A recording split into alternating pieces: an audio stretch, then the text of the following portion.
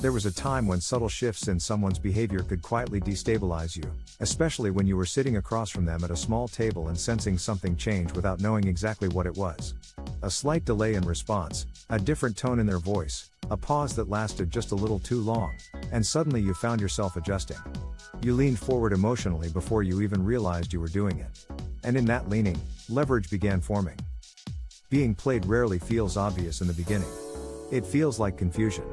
It feels like mixed signals delivered gently enough that you question your interpretation rather than their intention. It feels like you're replaying a conversation later while staring at your phone in a quiet room, wondering whether you imagine the inconsistency. In those moments, you did not see manipulation. You saw possibility. You told yourself they were just unsure, just busy, just processing something you couldn't see. And because you believed in depth, you gave the benefit of doubt before demanding clarity. But giving the benefit of doubt repeatedly creates imbalance. It trains you to override your own discomfort. It teaches you to reinterpret red flags as complexity. And it slowly conditions you to tolerate ambiguity that should have required explanation. You can't be played the same way anymore because your body recognizes the pattern faster now. When something feels off during a conversation, you notice the sensation immediately instead of dismissing it. When someone's energy shifts while walking beside you or sitting across from you, you register the inconsistency without scrambling to smooth it over. And that awareness interrupts the old reflex to chase reassurance. There was a version of you who would have sent the second message. You would have reopened the conversation the next morning, typing carefully while sitting on the edge of your bed, making sure your tone felt calm and reasonable. You would have tried to restore balance before asking whether balance was mutual.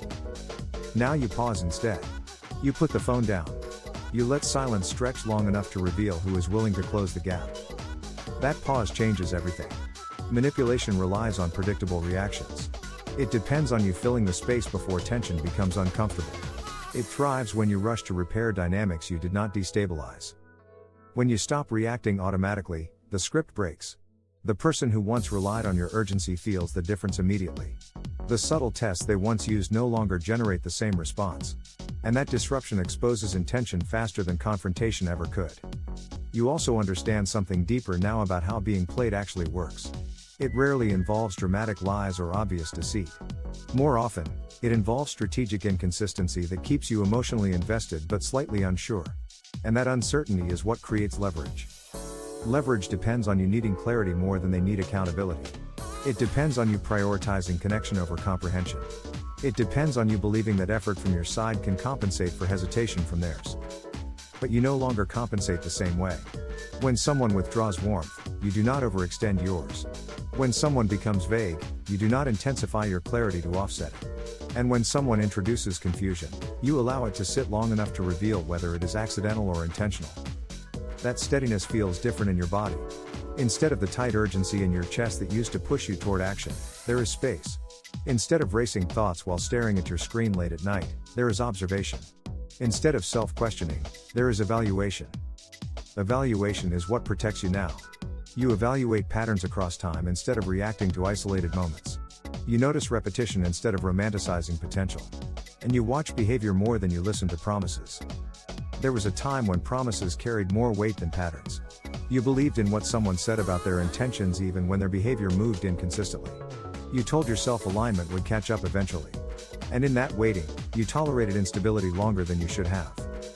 You can't be played the same way anymore because your standard has shifted from intensity to consistency. Intensity once felt intoxicating, like something rare and meaningful. But consistency feels calmer, steadier, and more sustainable. And your nervous system now prefers calm over chaos. Chaos once felt exciting. It kept you alert. It made you feel chosen in bursts, then uncertain, then hopeful again. That cycle created emotional highs that were easy to confuse with depth. Now you recognize that cycle is instability. You see how unpredictability creates attachment through tension rather than trust. And once you see that clearly, the thrill loses its appeal. Being unplayable does not mean being guarded. It means being self-regulated. It means that when someone tries to provoke urgency by withdrawing slightly, you remain steady instead of scrambling. It means that when someone tests your boundaries subtly, you notice without escalating. You also no longer over-explain your reactions. If something feels misaligned, you do not argue your discomfort into legitimacy. You trust the sensation when sitting across from someone and sensing dissonance. And that trust reduces their ability to distort reality in your presence. Distortion once worked because you doubted your perception. When someone minimized your concerns, you questioned whether you were overthinking. When someone reframed their inconsistency as harmless, you adjusted your expectations to accommodate it. And that adjustment made you easier to influence. Now you check reality quietly. You compare words to actions. You compare energy in private to energy in public. And you draw conclusions without announcing them prematurely. That quiet analysis makes you harder to destabilize. Because when someone realizes their old tactics are no longer effective, they feel it immediately. The pauses last longer. The subtle pressure increases briefly. The attempts to provoke reaction become slightly more obvious. But you don't take the bait. You don't chase the shift. You don't negotiate your boundaries into softness. You can't be played the same way anymore because you are less emotionally negotiable. Your time is not extended automatically. Your attention is not given unconditionally. And your reassurance is not supplied endlessly. Reassurance is no longer something you offer to secure a position. It is something you offer when alignment is already present. That difference changes power dynamics permanently. There is also peace in this shift. Peace in knowing that if something collapses when you stop overextending, it was sustained by imbalance. Peace in understanding that mutual effort reveals itself naturally. And peace in standing still long enough to see who steps forward without prompting. You are not becoming colder. You are becoming clearer. You are not losing empathy. You are gaining discernment. Discernment means you still care, but you care with awareness. You still invest, but you invest selectively. You still open up, but you open up in response to reciprocity rather than in pursuit of it. Hope expands here. It expands because you are no longer exhausted from compensating for someone else's uncertainty. It expands because your standards are aligned with your nervous system. And it expands because being chosen feels different when you are not chasing. You can't be played the same way anymore because you no longer mistake confusion for chemistry. You no longer mistake hesitation for mystery. And you no longer mistake inconsistency for depth. And when those illusions fall away, only alignment remains. There is another reason you can't be played the same way anymore, and it has less to do with other people and more to do with your internal calibration. You no longer equate attention with intention. You no longer confuse being wanted with being valued.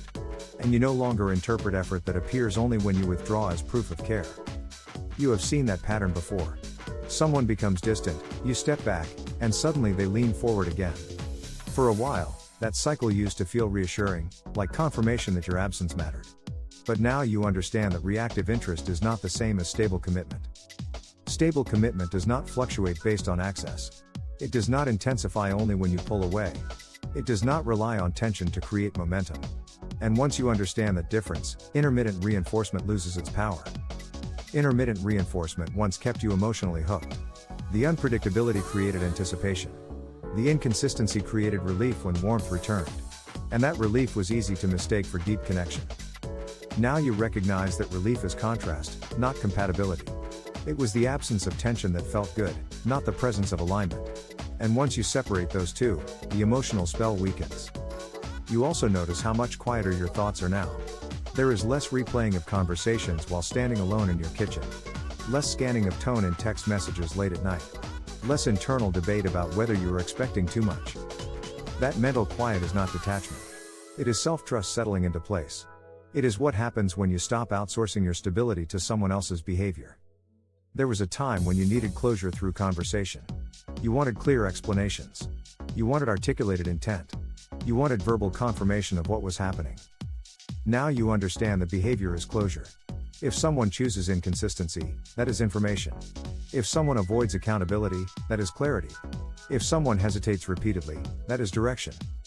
Direction does not always arrive wrapped in explanation. Sometimes it arrives in silence. Sometimes it arrives in subtle withdrawal. And sometimes it arrives in patterns that repeat just enough times for you to recognize them. You don't argue with patterns anymore. You observe them. You don't negotiate with misalignment. You step back from it. And you don't attempt to repair dynamics that are built on imbalance. Repair only works when both people participate. Growth only stabilizes when both people are accountable. And respect only deepens when it is mutual. Being unplayable now means your emotional responses are no longer easily redirected. Guilt does not move you the same way. Ambiguity does not hook you the same way. And flattery does not soften your boundaries the same way. You have learned that charm without consistency is just performance. That passion without reliability is just intensity. And that words without action eventually expose themselves. Exposure used to frighten you because it meant disappointment. Now exposure feels efficient. It saves time. It prevents overinvestment. And it protects your energy. You are also less intimidated by walking away. In the past, you feared losing potential. You feared that stepping back meant missing something rare. You feared regret. But now you understand that what requires manipulation to maintain was never stable enough to regret losing. What requires confusion to sustain was never grounded enough to trust. And what depends on your constant adjustment was never secure enough to build with. That understanding builds calm. Calm builds clarity. And clarity builds resilience. Resilience is why you can't be played the same way anymore. You have felt disappointment before and survived it. You have rebuilt self-trust before and strengthened it. You have stood alone before and realized you are not actually alone with yourself. That memory matters. Because once you know you can withstand loss, manipulation loses leverage. Once you know you can walk away and recover, pressure tactics weaken. And once you trust your own company, scarcity stops influencing your standards. Scarcity once made you negotiate. It made you rationalize.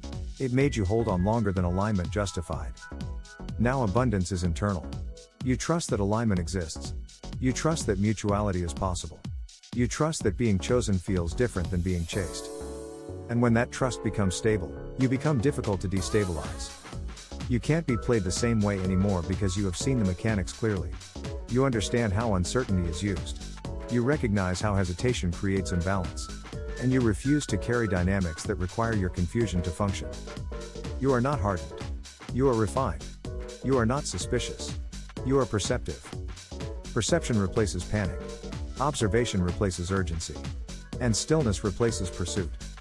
Stillness is your power now. Not loud. Not dramatic. Not performative. Just steady. And steady people are almost impossible to manipulate.